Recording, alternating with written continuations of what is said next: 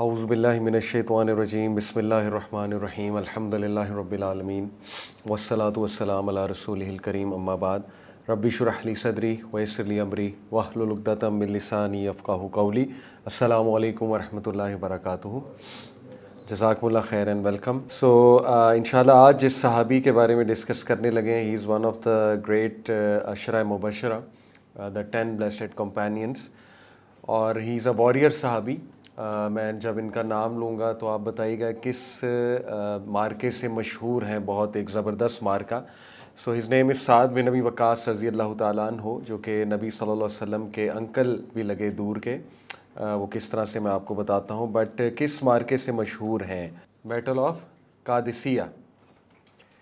इंशाल्लाह आज battle of कादिसिया के बारे में भी आपको बताऊँगा। तो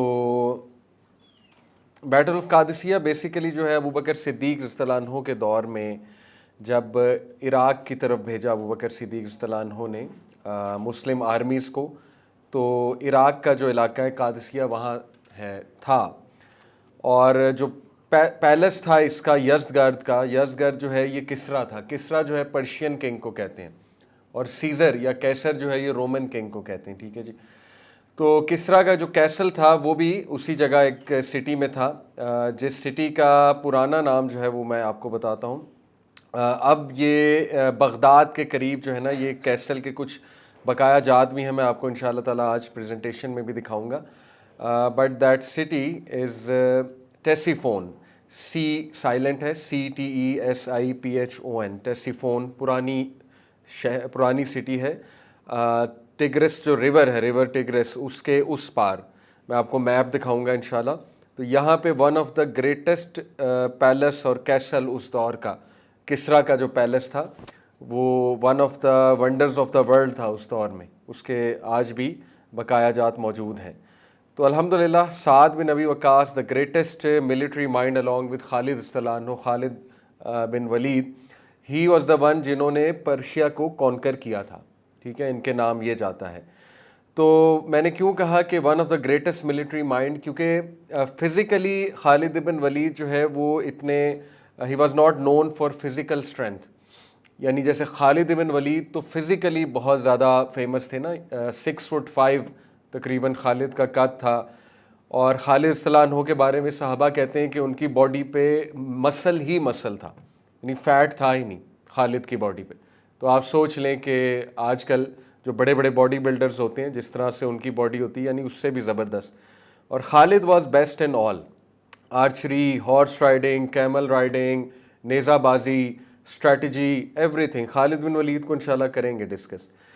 तो Saad bin Nabi Waqqas is also one of the greatest military leaders, not known for physical strength. Physically जो है इनका कद भी इतना बड़ा नहीं था और फिज़िकल स्ट्रेंथ भी इतनी नहीं थी जितनी खालिद रज़ियल्लाहु अन्हु की थी, लेकिन he had a great mind, acumen, known for his acumen, intelligence, and specially known for his I site. He was the best marksman. Marksman कौन होता है? जो निशानाबाजी करते हैं। तो तीर आपको पता है ना, इस्लाम के रास्ते में सबसे पहला तीर साद बिन नबी वक़ास ने चलाया, और इस्लाम के रास्ते में सबसे पहला खून भी खालिद बिन वलीद ने बहाया। खून से यहाँ पे मुराद है कि fighting in the way of Islam और shedding blood in the way of Islam, वो भी साद बिन नबी वक़ास, इनको क्रेडिट जाता है। तो एनीवे ये इनका सबसे बड़ा मार्का है जो बैटल ऑफ कादिसिया है, जिसको आज मैं डिटेल में इंशाल्लाह ताला डिस्कस करूँगा। So starting with his appearance, Saad bin Nabi Waqqas, he was short, dark complexion, कदरे dark, coarse skin, rough skin, curly hair, flat nose and lots of hair on body. Not known for his physical strength, जैसे मैंने आपको बताया, but known for his acumen, intelligent, especially known for his eyesight, best marksman. 17 साल के थे जब इन्होंने इस्लाम कबूल किया, 17-18 साल के। और इनकी जो डेट ऑफ बर्थ है वो है 610 में दावत शुरू हुई, तो ये 17 साल के थे, तो इसका मतलब 593 CE, क्रिश्चियन एरा हम कहते हैं ना, CE। AD का मतलब एनो डोमिनी है, AD से मुराद है ईयर ऑफ द लॉर्ड, तो हम AD यूज़ नहीं करते, मुस्लिम्स अवॉइड करते हैं। किताबों में आजकल AD है, तो हम CE यूज़ करते हैं, क्रिश्चियन एरा, राइट, क्योंकि obviously we don't accept Jesus Christ as lord, that's why हम AD नहीं यूज़ करते। तो 17 ईयर ओल्ड थे और इनकी जो कन्वर्जन की स्टोरी है बहुत कमाल की स्टोरी है, जिससे साबित होता है कि कुछ लोगों को अल्लाह सुब्हानहू व तआला ड्रीम्स में साइंस देते हैं। Even though he was a non Muslim, लेकिन इनको ड्रीम आया और उस ड्रीम ने इनको फ़ायदा दिया। और कई नॉन मुस्लिम्स की आज भी आप स्टोरी देखेंगे तो ड्रीम के थ्रू वो दीन की तरफ आए, किसी ड्रीम के थ्रू। तो इनको एक ड्रीम आया था, इनकी जो बेटी हैं वो नरेट करती हैं इनकी स्टोरी को। इनकी बेटी से एक हदीस आती है, उस हदीस में ये बताती हैं कि मेरे अब्बू कन्वर्ट कैसे हुए थे। तो बताती हैं कि उन्होंने एक ड्रीम देखा था। ड्रीम में उन्होंने देखा कि हर तरफ डार्कनेस है, पिच डार्कनेस है, और वो एकदम से आगे जा रहे हैं। साद बिन अबी वक्कास रास्ता देख रहे हैं कि मुझे कहाँ जाना है, तो एकदम से उन्हें एक ब्राइट मून नज़र आता है, बहुत 14वीं का चांद जैसे होता है, ब्राइट और बड़ा। तो इन्हें एक ब्राइट मून नज़र आता है, और उस मून के इर्द गिर्द इन्हें अबू बकर नज़र आते हैं, उस्मान नज़र आते हैं, जैद बिन हारिसा और जो चंद एक सहाबा शुरू के जो कन्वर्ट्स थे वो नज़र आते हैं। तो वो उनके पास जाते हैं और उनसे पूछते हैं कि how did you find this moon, मुझे तो पिच डार्कनेस हर जगह नज़र आ रही थी, लेकिन आप लोगों को ये चांद कैसे मिला। तो यहाँ पे उनकी आंख खुल जाती है। जवाब देते हैं अबू बकर सिद्दीक उन्हें कि we have just seen it right now, हमें भी अभी नज़र आया है, और उनकी आंख खुल जाती है। उसके बाद नेक्स्ट डे वो अबू बकर से मिलते हैं, तो अबू बकर सिद्दीक सल्लल्लाहु अलैहि वसल्लम उन्हें नबी सल्लल्लाहु अलैहि वसल्लम का तारुफ करवाते हैं और बताते हैं कि अल्लाह ने नबी बनाकर भेजा और अल्लाह ने उन पर वही की। तो वो समझ जाते हैं कि ये मेरे ड्रीम का इंटरप्रिटेशन है, और उसी वक्त वो इस्लाम कबूल कर लेते हैं। तो basically Saad bin Abi Waqqas is one of the 7 to convert to Islam. जो पहले 7 लोग थे इस्लाम में कन्वर्ट होने वाले, जिनमें अबू उबैदा बिन जर्राह भी हैं, तो साद बिन अबी वक्कास भी उन्हीं में से हैं, पहले 7 में से। और ये भी अबू बकर सिद्दीक के हाथ पर इन्होंने इस्लाम कबूल किया, ठीक है, साद बिन अबी वक्कास रज़ियल्लाहु अन्हु। इनके और भी बड़ी ज़बरदस्त स्टोरी आती है इनके मदर के हवाले से। आपको पता है कि जब सहाबा, देखिए ये सब यंग थे, मैं अक्सर ये बात करता हूँ कि जब सहाबी का नाम आता है ना हमारे माइंड में, तो बुज़ुर्ग एक शख्स आता है हमारे माइंड में। वो इसलिए है क्योंकि हमने बचपन से ना अबू बकर सिद्दीक के बारे में सुना है, बचपन से, दैट्स इट। या मैक्सिमम हमें हज़रत उमर का सुनाया गया ज़्यादा। हज़रत अली मशहूर है, लेकिन उनका भी इतना नहीं पता लोगों को। तो इसलिए हमारे जहन में ना बुज़ुर्ग आता है जब भी सहाबी का तज़किरा आता है, जबकि मेजॉरिटी सहाबा यंग थे, मेजॉरिटी सहाबा यंग थे नबी सल्लल्लाहु अलैहि वसल्लम के इर्द गिर्द। 17, 18, 19, 20, 22 इस उम्र के थे ज़्यादातर सहाबा, ठीक है। तो दैट इज़ अमेजिंग। तो इसीलिए यंग लोगों के लिए there is so much to learn. और ये याद रखिए कि रेवोल्यूशन यंग लोगों की वजह से आती है। मक्का बहुत रेवोल्यूशनरी ये वाक़या है, सीरा नबी सल्लल्लाहु अलैहि वसल्लम का वहाँ पे आना, ऐसे इलाके पे आना, आप सोचें कि जहाँ पे कोई अट्रैक्शन नहीं है। यानी आप देखें ना, अल्लाह ने भी नबी भेजा ही उस इलाके में जहाँ लीस्ट एक्सपेक्टेड था, और अल्लाह ने उस सोसाइटी में से कॉन्करर्स निकालने थे, पब्लिक एडमिनिस्ट्रेटर्स निकालने थे। अल्लाह ने उस सोसाइटी में से एक ऐसी सिविलाइजेशन निकालनी थी कि दुनिया मिसाल ले उसकी। आप देखिए कि अगर अल्लाह सुब्हानहू व तआला रोमन्स की तरफ नबी भेजते, बाइजेंटाइन एम्पायर की तरफ, तो लोगों ने कहना था यार ये कोई कमाल नहीं है, रोमन्स ने तो पहले ही बड़ी तरक्की की हुई है, उनके तो सिविलाइजेशन बड़ी ज़बरदस्त है, बिल्डिंग्स भी बड़ी अच्छी हैं, ये तो कोई कमाल नहीं है। इसी तरह अगर सैसेंड एम्पायर की तरफ नबी आता, पर्शियन एम्पायर की तरफ नबी आता, तो लोगों ने कहना था यार ये भी क्या कमाल है, ये तो पहले ही बहुत तरक्की याफ्ता है। आप देखें अल्लाह ने भेजा ही उस इलाके में जो लीस्ट एक्सपेक्टेड था, जहाँ मतलब अरब्स मशहूर ही नहीं थे, किसी चीज़ के लिए मशहूर नहीं थे, और ना ही उनकी कोई सिविलाइजेशन थी उस टाइम पे, ना ही उनका कोई ख़ास कल्चर था उस टाइम पे। वो चंद एक चीज़ों के लिए मशहूर थे, hospitality and, but basically they were someone जो फेमस थे एज द बेडविन्स, बद्दू कहते थे, उनका मजाक उड़ाया जाता था, उनकी कोई पहचान नहीं थी दुनिया में, ठीक है। तो आप देखिए कि अल्लाह सुब्हानहू तआला का कमाल है कि अल्लाह ताला ने ऐसी सोसाइटी में कुरान भेजा, नबी भेजा, और फिर वो रेवोल्यूशन आई उस सोसाइटी में, किस वजह से? यंग लोगों की वजह से। बिलाल सल्लल्लाहु अलैहि वसल्लम वाज यंग, शुरू के जितने सहाबा हैं वो यंग थे। Abu Ubaidah bin Jarrah was young, Saad bin Abi Waqqas young थे, हज़रत अली सल्लल्लाहु अलैहि यंग थे, हुज़ैफ़ा बिन यमान यंग थे, ये सारे सहाबा देवर यंग। अमार बिन यासिर यंग थे, हज़रत अमार, ठीक है। तो यंग लोगों में आपको पता है कि बहुत ज़्यादा पैशन भी होता है और रेवोल्यूशनरी जज्बात भी होते हैं। तो बहरहाल ही वाज आल्सो यंग, और इनकी जो मदर थी शी लव्ड हिम डियरली, और लेकिन वो बहुत स्ट्रॉन्ग बिलीवर थी, स्ट्रॉन्ग सपोर्टर थी आइडल वर्शिप की। तो इनकी मदर ने इनको बहुत इमोशनल ब्लैकमेल किया। इनकी मदर को पता था कि अगर मैं इमोशनल ब्लैकमेल करूंगी तो साद वापस आ जाएगा। तो इनकी मदर ने क्या किया कि इन्होंने कसम खाई कि मैं नहीं खाऊंगी ना पीऊंगी until I die। और उन्होंने ऐसा ही किया, 2 दिन उन्होंने ना खाया ना पिया। और फिर साद रज़ियल्लाहु अन्हु को जब ये बात पता लगी तो थोड़ा सा हिले, और फिर साद रज़ियल्लाहु अन्हु जब अपनी वालदा के पास आए तो उनकी वालदा समझी कि अब इनकी आंख खुल गई है और ये वापस आ जाएगा, इसको समझ आ गई कि इसकी वालदा भूखी है, प्यासी है। तो बहरहाल साद रज़ियल्लाहु अन्हु जब अपनी वालदा के पास गए तो वालदा ने उन्हें और इमोशनल ब्लैकमेल किया कि देखो मेरी क्या हालत हो गई है। फिर थोड़ा और किया कि तुम्हारा जो नबी है वही तो कहता है कि माँ बाप के साथ अच्छा रहना चाहिए। उन्होंने ये भी कहा कि तुम्हारा नबी ये नहीं सिखाता कि माँ की बहुत इज्जत करनी चाहिए, माँ का कहना मानना चाहिए। तो जब उन्होंने ये कहा तो साद रज़ियल्लाहु अन्हु ने बड़ा ही एक हिस्टोरिकल तारीख़ी जवाब दिया।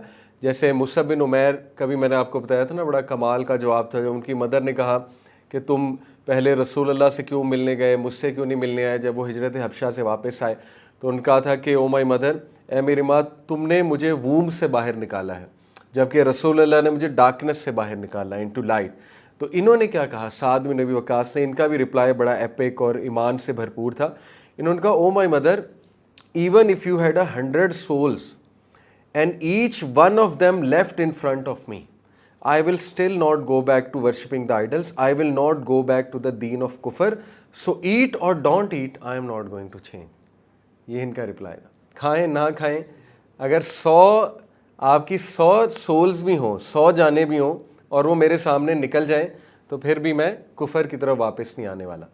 हालांकि इस्लाम इस बात की इजाज़त देता है, वो आयात खैर बाद में आई हैं, कि अगर तुम्हें इस तरह इमोशनल ब्लैकमेल किया जाए या अगर तुम पे जुल्म हो तो तुम कुछ कह सकते हो, यानी उस सिचुएशन को अवॉइड करने के लिए। वो आयत बाद में आई।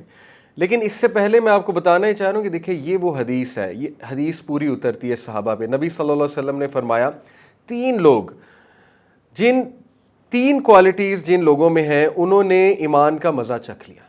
3 क्वालिटीज़ जिन लोगों में, ठीक है। पहली quality, loving Allah and his messenger more than anything, तो उस इंसान ने ईमान की लज्जत चख ली।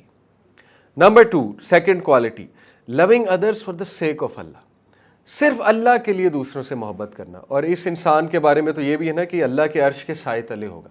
क़यामत वाले दिन जब साया नहीं होगा तो अल्लाह के अर्श के साए तले 7 किस्म के लोग होंगे जिनको स्पेशल साया मिलेगा। उस दिन बहुत गर्मी होगी और बहुत सन करीब आया होगा।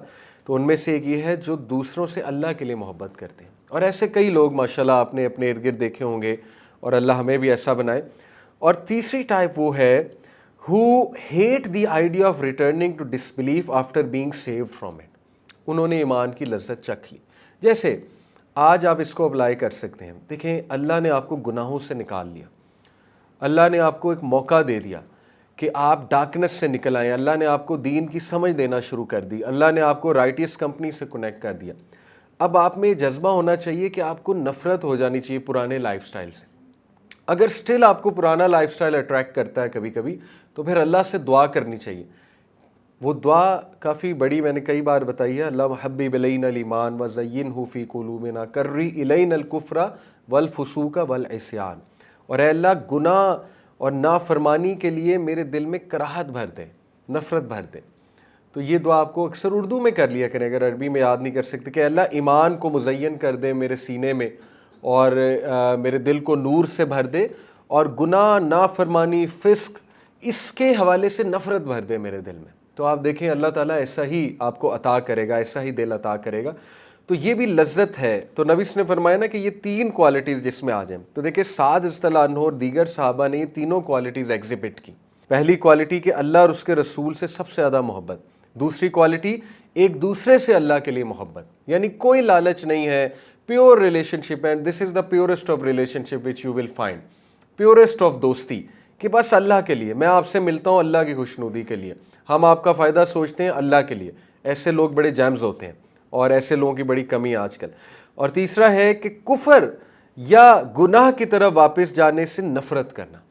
जैसे साद सल्लल्लाहु अलैहि वसल्लम ने कहा कि 100 जाने भी हों मेरी माँ अगर आपकी, और वो निकल जाए मेरे सामने, फिर भी मैं कुफर की तरफ वापस नहीं जा सकता। और यही बात एक्चुअली हरकुलिस ने भी कही थी। हरकुलिस, अबू सुफियान रज़ियल्लाहु अन्हु जब हरकुलिस से मिले थे, हिराक्लिस से, वो एक वाक़या आपने पढ़ा होगा बचपन से इस्लामियत की बुक में, कि हरकलीस ने कुछ सवालात पूछे थे। हरकलीस के कान तक बात पहुंच गई थी ना, कोई शख्स आया अरब में, कहता है मैं नबी हूँ। तो हरकलीस, अबू सुफियान एक काफ़िला ले गए तिजारत का, तो हरकलीस को पता लगा कि मक्का से आया है अबू सुफियान, तो मक्का का चीफ़ है। तो हरकलीस ने कहा उसे बुलाओ मेरे पास। शुरू की बात है जब नबी वसल्लम ने शुरू में दावत शुरू की थी।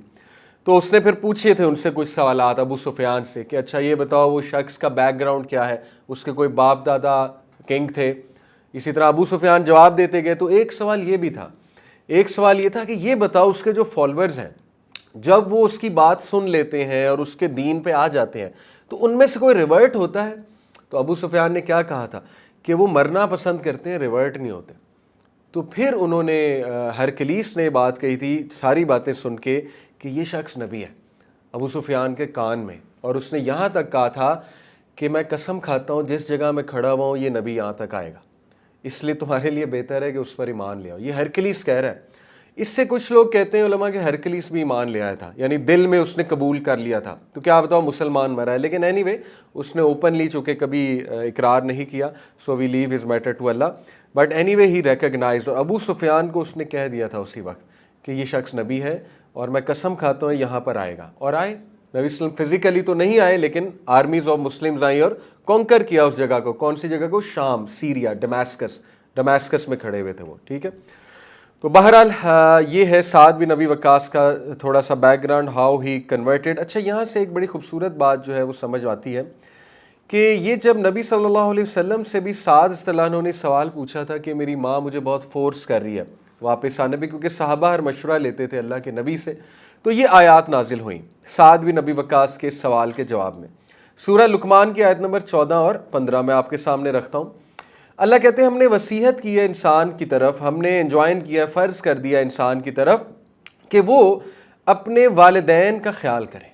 ये आयत की मैं ट्रांसलेशन आपको सुना रहा हूँ। स्पेशली अपनी अम्मी, हिज मदर कैरिड हिम। अल्लाह कहते हैं उसकी माँ ने उसे 9 महीने कैरी किया, in weakness upon weakness, and his weaning is in 2 years, और 2 साल दूध पिलाया उसे। इसलिए अनिश्कुरली, मेरा शुक्र अदा करो, वाली वालिदैका इलैयल मसीर, और अपने वालिदैन का शुक्रिया अदा करो, तुम लोगों ने मेरी तरफ ही वापस आना है। यानी देखें, वालिदैन का शुक्रिया अदा करना, वालिदैन के साथ एहसान करना, ये अल्लाह ताला ने फ़र्ज़ करार दिया। फ़र्ज़, वबिल वालिदैनी एहसाना, ये भी है ना सूरह इसरा की आयत है, वबिल वालिदैनी एहसाना। इंसान पे हमने फ़र्ज़ कर दिया है तुम पे वालिदैन के साथ एहसान करना। इसी तरह इसी आयत में आगे जाके अल्लाह कहते हैं सूरह इसरा की आयत में कि उनको उफ़ तक भी ना करो। उफ़ से यहाँ पे मुराद है कि यानी कि एक्सप्रेशंस, नागवार एक्सप्रेशंस उन्हें ना दिखाओ। ठीक है। तो देखिए ये किन को कहा जा रहा है। अभी मेरा एक लेक्चर भी था FC कॉलेज में इसी के ऊपर, पेरेंट्स के ऊपर, तो उसमें मैंने बड़े मज़े के बच्चों से सवालात पूछे और उन बड़े मज़े के जवाबात भी दिए। आप लोगों के सामने भी वो सवालात कुछ रखता हूँ। तो मैंने ये सारे सवाल पूछ के फिर उनसे ज़रा पेरेंट्स के बारे में कुछ डिस्कस किया, क्योंकि आज की जनरेशन बड़ी नाला है अपने पेरेंट्स से, और ज़ाहिर है पेरेंट्स और बच्चों में आजकल बहुत ज़्यादा एक कल्चरल गैप है, राइटली सो। तो इस वजह से ज़रा गैप आ जाता है। तो मैंने उनसे ये सवाल कुछ किए कि how many of you have talked about mental health with parents. तो कुछ ने हाथ खड़े किए, तो मैंने कहा क्या जवाब मिला। तो उन्होंने कहा कि उन्होंने कहा एक चपेट लगाऊंगा सारी मेंटल हेल्थ बाहर आ जाएगी। तो मैंने कहा ऐसे ही है, मेरा कज़न है, वो बेचारा काफ़ी प्रॉब्लम से गुज़र रहा था, मेरा क्लोज़ कज़न है। तो उसको डॉक्टर ने कहा, साइकोलॉजिस्ट के पास भी गया, उसने कहा कि यार तुम पे ना बहुत ज़िम्मेदारियां हैं, तुम बड़े मेंटली वो हो, क्या कहना चाहिए, बर्डन, ओवर बर्डन, तो जाओ वेकेशन लो और जाके ना ज़रा फिर आओ। तो वो चला गया उनकी एडवाइस पे, उसने मुझसे मशवरा किया, मैंने कहा हाँ सही है, जाओ घूम आओ। तो वो गया, तो मेरे अब्बू ने फ़ेसबुक पे तस्वीरें देखी उसकी, मेरे अब्बू फ़ेसबुक यूज़ करते हैं। तो अब्बू ने कहा कि देखो माँ को छोड़ कर गया हुआ है।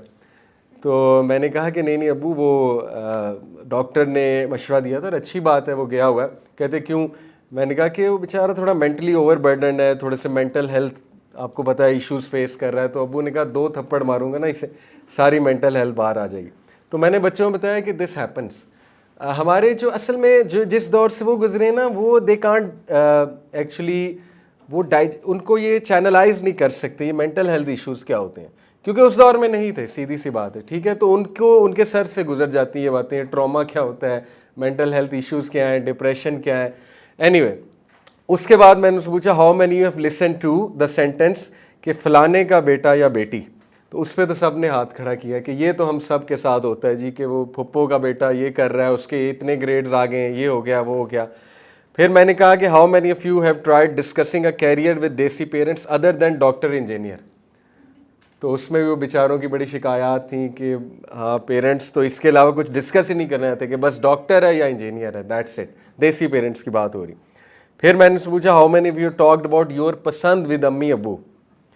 तो उस पर भी बेचारों ने चंद ने हाथ खड़ा किया। मैंने कहा क्या जवाब मिला, तो उन्होंने कहा यही जवाब मिला कि नहीं बस चुप करो, तुम्हारी बचपन में खाला की बेटी के साथ जो है ना वो तय कर दिया था। एनीवे ये रेयर केसेस हैं, आजकल पेरेंट्स ओपन माइंडेड होते हैं। उसके बाद मैंने पूछा कि how many of you have heard about cell phone as the cause of all your life problems. उस पर तो सब ने हाथ खड़ा किया कि ये सारा तुम्हारे सेल फोन का कसूर है, तुम्हें नींद नहीं आती सेल फोन का कसूर है, खाना नहीं सही खाते सेल फोन का कसूर है, तुम्हारा ब्रेन काम नहीं करता सेल फोन का कसूर है, वगैरह वगैरह। तो बहरहाल बच्चों से मैंने ये सारी बातें सुनी और फिर मैंने कुछ जुमले उनके सामने रखे। मैंने कहा ये बताएं कि ये जुमले किस किस ने सुने हैं। मैंने तुम्हें पैदा किया है, तुमने, ये भी सब ने सुने हैं। जब मैं तुम्हारी उम्र का था, ये जुमले भी सब ने सुने हैं। हमारे दौर में, ये जुमला भी बहुत कॉमन है। कहा था ना यही होगा, दिस इज़ वेरी कॉमन। जितनी तुम्हारी उम्र है उतना हमारा तजर्बा है, ये भी सब ने सुना है। जब से तुम पैम्पर पहन रहे हो ना, ये थोड़ा सा ग्राफिक है लेकिन एनीवे। चक्कर किनको दे रहे हो, सारी रात बस टिक टिक टिक टिक टिक टिक, ये भी बड़ा कॉमन जुमला है, ठीक है। और फिर मैंने उन्हें कहा हर चीज़ का इलाज फॉर देसी पेरेंट्स, इसकी शादी करा दो। ये हर चीज़ का इलाज आ जाके कि जी मुंडे की शादी कर दो, ठीक है ना, ठीक हो जाएगा, ज़िम्मेदार हो जाएगा। या मेंटल हेल्थ इश्यूज़ की शादी करा दो, मेंटल हेल्थ भी इसकी ठीक हो जाएगी। एनीवे तो बहरहाल ये तो मैंने उनसे मजाक में कुछ बातें, फिर मैंने उन्हें यही आयात कोट की। मैंने कहा देखें आपको ये चंद एक जुमले कहे जाते हैं, सहाबा को तो उनके पेरेंट्स बंद करते थे, चेन करते थे, मारते थे, खाने को नहीं देते थे और जलील करवाते थे, रिश्तेदारों को बुला के, मामुओं को बुला के, ठीक है ना, अपने सबको गैदर करके बाकायदा मारा गया है। सहाबा को टांगे तोड़ देते थे, इस हद तक मारते थे। मतलब इब्राहिम अलैहिस्सलाम से ज़्यादा वर्ड्स एग्जांपल क्या हो सकती वर्ड्स फादर की, यानी जो कह रहा है कि मैं तुम्हें कत्ल करवा दूंगा, ये कह रहा है इब्राहिम का बाप। और उसने कोशिश भी की कत्ल करवाने की अपने ही बेटे को, सगे बेटे को, लेकिन इब्राहिम सलाम का रवैया, या अबती है प्यारे अब्बा जान क्या हो गया है, व्हाट्स रॉन्ग विद यू, क्यों शैतान की बातों में आते हैं, क्यों शैतान की इबादत करते हैं। तो उनका बड़ा खूबसूरत रवैया हमें नज़र आता है। तो बहरहाल देखिए ये जो आयात है, थोड़ा सा मैं साइड टॉपिक पे जा रहा हूँ लेकिन ज़रूरी है, क्योंकि अक्सर नौजवान दीन की तरफ आते हैं ना तो वो पूरी दुनिया को चेंज करना चाहते हैं, बट पेरेंट्स के साथ दे आर वर्स्ट। तो मुझे बड़ा दुख होता है।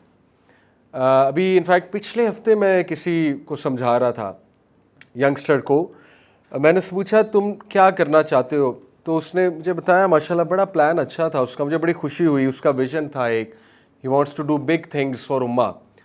लेकिन मैंने उससे कहा कि सच बात यह है कि तुम्हारा बाप बाहर बैठा हुआ है और वो तुम्हारी शिकायत लेके आया, और उसकी बड़ी जेन्युइन शिकायत है तुम्हारे बाप की। तो तुम मुझे ये बताओ कि जिसका बाप उससे खुश नहीं है, जेन्युइन शिकायत थी, ऐसी वैसी शिकायत नहीं थी, क्योंकि आई नो जेन्युइन शिकायत क्या होती है, नॉन जेन्युइन क्या होती है, ठीक है। अब ऑब्वियसली वो मैं आपको नहीं बताऊंगा, पर्सनल बात है। तो मैंने उसका जेन्युइन शिकायत है तुम्हारे बाप की। तो नबी सल्लल्लाहु अलैहि वसल्लम ने कहा कि तुम में से बेहतरीन कौन है, जो किसके साथ अच्छा है, फैमिली के साथ अच्छा है। और नबी ने कहा मैं अपनी फैमिली के साथ सबसे ज़्यादा अच्छा हूँ। तो मैंने कहा सबसे पहले तुमसे सवाल माँ बाप के बारे में होगा, दुनिया के बारे में नहीं होगा। दुनिया को दावत दी कि नहीं दी, इंटरनेट पे बैठ के किसको मुसलमान किया, इंटरनेट पे बैठ के इकामत दीन की कोशिश की कि नहीं की, ठीक है ये अच्छी बातें हैं, लेकिन क्या फ़ायदा अगर तुम्हारे माँ बाप के साथ तुम अच्छे नहीं हो, तो फिर इट्स अ स्केरी थिंग। तो ये बात यंगस्टर्स को आज समझना जो है ना जी वो बहुत ज़रूरी है कि दावत का काम अपनी जगह, लेकिन parents come first. Having said it, मैं जेन्युइन शिकायत की बात कर रहा हूँ, बार बार डिस्क्लेमर दे रहा हूँ, ठीक है। कुछ पेरेंट्स नॉन जेन्युइन शिकायत करते हैं, जो कि मिसाल के तौर पे किसी ने दीन पे अमल करना शुरू किया तो वो उस पर ताने देना शुरू करते हैं। वो तो चलें, आपने सब्र करना ही है उनकी बातों, वो तो पार्ट ऑफ द पैकेज है। मैं उन शिकायत की बात नहीं कर रहा, मैं इन शिकायत की बात कर रहा हूँ। कुछ लोग दीन पे आके वो खुद दीन पे आ जाते हैं और उसके बाद वो ये एक्सपेक्ट करते हैं कि अब मेरे पेरेंट्स और मेरे बहन भाई 2 दिन में आ जाएंगे, वो ये एक्सपेक्ट करते हैं। और उसके बाद वो बहुत सख्तियाँ करते हैं, बहुत ज़्यादा सख्तियाँ करते हैं, और सख्ती में वो भूल जाते हैं, अखलाक को भूल जाते हैं, अखलाकियात को भूल जाते हैं, ठीक है ना। तो this is what I am talking about कि सहाबा से सीखें। देखिए सहाबा जो थे दे वर फर्म ऑन दीन, बट सहाबा के पेरेंट्स को भी टाइम लगा है दीन की तरफ आने में। सुहेल बिन अमर को कितना टाइम लगा? सुहेल बिन अमर वन ऑफ द आप कह लीजिए जय्यद सहाबा में उनका शुमार होता है, लेकिन कितना टाइम लगा है सुहेल बिन अमर को। कॉन्क्वेस्ट ऑफ मक्का पे जाके इस्लाम कबूल किया सुहेल बिन अमर ने, लेकिन उसके बाद आप देखें उनका स्टेटस कितना है। सुहेल बिन अमर ने आगे जाके बैटल्स लड़ी हैं। अबू सुफियान को कितना टाइम लगा है, ठीक है ना। इसी तरह हिंद को कितना टाइम लगा है। कई आपको सहाबा के पेरेंट्स की मिसालें जो है ना वो मिल जाएंगी, ठीक है। ये आयत जो है अल्लाह ताला कहते हैं कि हमने इंसान पर फ़र्ज़ कर दिया अपने पेरेंट्स की रिस्पेक्ट करे और पेरेंट्स को लुक आफ्टर करे, केयरिंग फॉर द पेरेंट्स, ठीक है। जिस पे जो हदीस भी है ना, नबी सल्लल्लाहु अलैहि वसल्लम ने जिब्राइल सलाम एक बार नबी वसल्लम के पास आए, सहाबा वर नॉट सीइंग, ऑब्वियसली नबी वसल्लम कुड सी जिब्राइल। नबी सल्लल्लाहु अलैहि वसल्लम मिंबर पर थे, उतर रहे थे मिंबर से, तो एकदम नबी सल्लल्लाहु अलैहि वसल्लम ने 3 बार आमीन कहा, आमीन आमीन आमीन। तो सहाबा बड़े हैरान हुए कि किस बात पे आमीन है। तो अल्लाह के नबी सल्लल्लाहु अलैहि वसल्लम ने फरमाया जिब्राइल आए थे और उन्होंने 3 बातें मुझे कहीं और उन 3 पे मैंने आमीन कहा। पहली बात कि वो टू द वन, तबाह है वो इंसान जिसको रमज़ान मिला और उसने अपनी बख्शिश नहीं करवाई, तो आमीन कहा रसूल अल्लाह ने। दूसरा, वो टू द वन जिसको ओल्ड एज में उसके पेरेंट्स मिले और उसने उसकी टेक केयर नहीं की, अपने पेरेंट्स की टेक केयर करके सवाब नहीं कमाया, उस पर भी आमीन कहा। और तीसरा जो है वो टू द वन कि जिसके सामने आपका नाम लिया गया और उसने सल्लल्लाहु अलैहि वसल्लम नहीं कहा, यानी दुरूद और सलाम आप पर नहीं भेजा। तो बहरहाल ये है पेरेंट्स का। और देखिए इससे अगली आया है, उसमें साद बिन नबी वकास का जो मसला था वो अल्लाह ने बयान कर दिया। वो ये था, हाँ अगर वो जिहाद करें, अगर वो तुम पर सख्ती करें टू डू शिरक, कि तुम शिरक करो या कुछ ऐसी चीज़ फॉलो करो जिसका तुम्हें इल्म नहीं है, तो फिर क्या करो? फिर डू नॉट ओबे देम, फिर उनकी अतात ना करो, but accompany them in this world with Marufa, appropriate kindness, फिर भी उनके साथ काइंडनेस के साथ चलो, ठीक है। और फिर कहा and follow the way of those who turn back to me in repentance, और मुझसे इस्तगफार करते रहो। तो देखिए अल्लाह के नज़दीक सबसे बड़ा गुनाह क्या है? शिरक। सबसे ज़्यादा अल्लाह का गज़ब किस बात पे आता है? शिरक पे। अगर शिरक पे भी अल्लाह कह रहा है पेरेंट्स के हवाले से कि उनके साथ बदतमीज़ी नहीं करनी, उनके साथ काइंड रहना है, तो ये छोटे मोटे मसलों के बारे में क्या ख्याल है? जो छोटे मोटे इश्यूज़ पेरेंट्स हो सकता है हमें ताने दे दें, हो सकता है हम पे सख्ती कर लें, हमारा सेल फ़ोन छीन लें, तो इस पे फिर क्या आपको लगता है समझ? एनीवे, पेरेंट्स को भी कुछ बातें समझनी चाहिए और इस पे हम बात करते रहते हैं। पेरेंट्स को भी नसीहत करते रहते हैं कि जेन ज़ी के साथ आपने कैसे डील करना है और प्यार मोहब्बत रखनी है, हिकमत के साथ चलना है और अपने बच्चों का फ्रेंड बनना है। ये सारी बातें भी हम करते रहते हैं इंशाल्लाह। लेकिन ये कि यंगस्टर्स को भी समझने की बहुत ज़रूरत है, स्पेशली उन यंगस्टर्स को जो दीन की तरफ आ जाते हैं और फिर वो पेरेंट्स के साथ बद अखलाकी, बहन भाइयों के साथ बद अखलाकी और दुनिया वालों के साथ खुश अखलाकी, यानी दे थिंक कि दुनिया वालों को कन्वर्ट कर लें, तो यही हमारा मकसद है। तो सबसे पहला मकसद तो है कि पेरेंट्स के साथ बंदा जो है वो अच्छा ट्रीट करे, पेरेंट्स को अच्छा ट्रीट करे, this is the first thing. उसके बाद देखिए Saad bin Nabi Waqas is the first person to draw blood defending Islam. कैसे? शुरू में सहाबा और नबी सल्लल्लाहु अलैहि वसल्लम जो है, जो चंद एक सहाबा थे, वो मक्का की वादियों में नमाज़ पढ़ा करते थे छुप कर।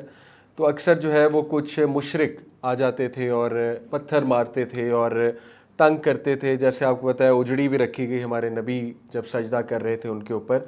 तो अब्दुल्ला इब्ने अख्तल एक शख्स था, बहुत नोटोरियस डिसबिलीवर, तो वो पत्थर मारा करता था कि मुसलमानों को।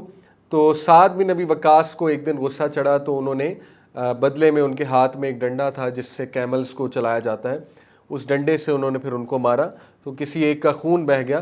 तो ये भी क्रेडिट फिर साद को जाता है कि defending Islam, drawing blood while defending Islam. इसी तरह he is the first to shoot an arrow in the way of Islam, obviously जंग बदर में। जंग बदर से पहले साद बिन नबी वकास को कमांडर बनाया गया। One of the first expeditions against Quraysh, उसमें भी कमांडर बनाया गया। यानी इसका मतलब ये है कि नबी सल्लल्लाहु अलैहि वसल्लम जो है साद की इस स्किल से वाकिफ़ थे शुरू से, कि साद सल्लल्लाहु अन्हु को जहानत बहुत है, मिलिट्री एक्यूमेंट बहुत ज़्यादा है इनमें। इससे भी साबित होता है कि देखिए, it is not just strength which wins battles, असल में माइंड भी बहुत ज़्यादा मैटर करता है। और पुराने दौर में ये दोनों चीज़ें बहुत चाहिए होती थी, स्किल में स्ट्रेंथ भी आती है और उसमें माइंड भी आता है और इल्म भी आता है। इसीलिए साद बिन नबी वकास अपने साथ कॉन्क्वेस्ट ऑफ पर्शिया में एक सहाबी को ले गए थे जो पर्शिया से थे, सलमान अल फारसी। सलमान अल फारसी हालांकि लड़ नहीं सकते थे, बूढ़े हो चुके थे उस दौर में, लेकिन स्टिल साद बिन नबी वकास उनको साथ क्यों लेकर गए थे? क्योंकि जंग लड़ने के लिए इल्म की भी ज़रूरत होती है, दुश्मन को स्टडी करने की भी ज़रूरत होती है। तो this was the skill of Saad bin Nabi Waqas. He new कि मुझे कौन सी टीम चाहिए। तो सलमान अल फारसी ने बड़ी मदद की थी मुसलमानों की, क्योंकि उनको इलाके पता थे वहाँ के, उनको वहाँ की टेरेन पता थी ज़ाहिर है, और उनको जो है वो पर्शियंस की नेचर पता थी और पर्शियन आर्मी के बारे में पता था। तो बड़ी हेल्प हुई थी मुसलमानों की। साद इस्तिलान्हो जो है जंग बदर में एक वाक़या आता है जिस पर एक आयत भी, ये सूरह अनफाल नाजिल हुई थी। सूरह अनफाल की चंद शुरू की आयात जो है कि ये तुमसे अनफाल के बारे में पूछते हैं, माल गनीमत के बारे में पूछते हैं, तो कहो माल गनीमत अल्लाह और उसके रसूल का है। इस सूरह अनफाल की शुरू की आयत है। ये कब नाजिल हुई थी? असल में जंग बदर के बाद साद बिन नबी वकास तआला ने माल गनीमत के बारे में पूछा नबी सल्लल्लाहु अलैहि वसल्लम से। तो अल्लाह के नबी सल्लल्लाहु अलैहि वसल्लम ने कहा कि नहीं, ये हमारे लिए नहीं है। उसकी वजह यह है कि पिछली शरीयतों में माल गनीमत जो है वो नबी का या इंसानों का नहीं होता था। अगर आपने पढ़ा हुआ है तो होता ये था कि सारा माल गनीमत इकट्ठा कर दिया जाता था, उसके बाद आसमान से एक बिजली या एक आग आती थी और वो सारी चीज़ ले जाती थी, गायब हो जाती थी चीज़। ये होता था पुराने दौर में, ठीक है। लेकिन फ़र्स्ट टाइम एवर नबी सल्लल्लाहु अलैहि वसल्लम की शरीयत जो है, मुसलमानों की जो शरीयत है, उसमें इजाज़त दी गई माल गनीमत भी लेने की, क्योंकि अब इस्लामिक कॉन्क्वेस्ट होनी है, मुसलमानों ने पूरी दुनिया में फैलना है, उसके लिए ज़ाहिर है इकनॉमिक उसकी भी ज़रूरत है। तो फिर ये आयत नाजिल हुई और फिर नबी सल्लल्लाहु अलैहि वसल्लम ने बुलाया साद बिन नबी वकास को और सहाबा कहा कि साद को बुलाओ, उसने सवाल पूछा था। तो फिर अल्लाह के नबी सल्लल्लाहु अलैहि वसल्लम ने कहा कि यस, माल गनीमत लिया जा सकता है। और फिर उसकी पूरी एक डिस्ट्रीब्यूशन है कि नबी कितना लेंगे और आर्मी को कितना मिलेगा और लोगों को कितना मिलेगा वगैरह वगैरह। बैटल ऑफ ओहद में साद बिन नबी वकास को हाईएस्ट ऑनर मिला रसूलुल्लाह सल्लल्लाहु अलैहि वसल्लम से। वो हाईएस्ट ऑनर क्या था? देखें, साद bin Nabi Waqas was from the few सहाबा जिन्होंने नबी सल्लल्लाहु अलैहि वसल्लम को ट्रैक आउट कर लिया था। आपको मैंने वाकया कई बार बताया कि जंग ओहद में जब भगदड़ मची थी, खालिद ने अचानक से अटैक कर दिया था, तो नबी सल्लल्लाहु अलैहि वसल्लम की फ़िक्र हो गई सहाबा को कि अल्लाह के नबी किधर है, और अगर उन पे हमला हो गया तो फिर आपको पता है कि अगर सहाबा डिफेंड ना कर सके, उनका बड़ा रिग्रेट था। तो सहाबा वर रशिंग टू सी रसूलुल्लाह, और साद बिन नबी वकास ने भी नबी वसल्लम को फाइंड कर लिया। और उसके बाद साद रज़ियल्लाहु बहुत ज़बरदस्त तीर, मैंने आपको कहा है तीर चलाने वाले थे। तो नबी सल्लल्लाहु अलैहि वसल्लम ने साद को कहा कि शूट ओ साद। दुश्मन सामने से आ रहे थे और साद क्या कर रहे थे कि तीर चला चला के दुश्मन को मार रहे थे, और इतना ज़बरदस्त निशाना था कि every single one of them was being hit. तो नबी सल्लल्लाहु उनको दुआ दे रहे थे कि शूट ओ साद। और फिर नबी ने उनको ये दुआ दी, may my father and mother be sacrificed for you, मेरे अम्मा और अब्बा तुम पर कुर्बान। और हज़रत अली रज़ियल्लाहु अन्हु कहते हैं कि ये दुआ आज तक नबी ने किसी को नहीं दी। यानी ये एक बार माँ के बारे में कहा, शायद बाप के बारे में कहा, लेकिन दोनों को कंबाइन किसी के बारे में नहीं कहा। हाँ, एक रवायत मिलती है कि ज़ुबैर रज़ियल्लाहु अन्हु के बारे में भी यही कहा, लेकिन साद बिन नबी वकास के बारे में क्लियरली कहा, जो सहाबा ने सुना कि मे माई मदर एंड फादर भी सेक्रीफाइस्ड हो। तो इसका मतलब क्या है कि साद को इतना ज़बरदस्त स्टेटस अल्लाह के नबी सल्लल्लाहु अलैहि वसल्लम ने दिया। तो that is the highest honour from रसूलुल्लाह। और सहाबा तीर जमा करके साद को दे रहे थे और साद शूट किए जा रहे थे, ठीक है। उसके बाद सबसे जो ज़बरदस्त इनके सीवी में मार्का आता है, मैंने आपको बताया बैटल ऑफ कादिसिया है, जो मैं आपके सामने इंशाअल्लाह ताला रखने लगा हूँ, ठीक है। और वो मैं आपको कुछ उससे पहले मैप्स दिखाता हूँ, तस्वीर दिखाता हूँ, ताकि आप लोगों को बड़े अच्छे से आइडिया हो जाए कि ये कितनी डिसाइसिव मिरेकुलस बैटल थी। और यकीन करें कि इस बैटल को there is no way to explain other than कि ये एक मिरेकल था। लिटरली मौरखीन ये बात लिखते हैं कि मिरेकल के अलावा ये बैटल एक्सप्लेन नहीं हो सकती।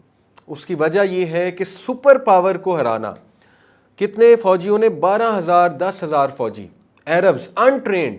मतलब क्या ट्रेनिंग थी अरब्स की? कोई खास ट्रेनिंग नहीं थी, चंद एक जंगें लड़ी हुई थी। उसके बाद आर्टिलरी कितनी थी, वेपन्स कितने थे, घोड़े कितने थे? बहुत कम। Compare it with the super power जिनके पास क्या क्या है, सुभान अल्लाह, जिनके पास एलिफेंट्स की फौज, और एलिफेंट्स आज तक जो है वो अरब्स ने नहीं देखे थे।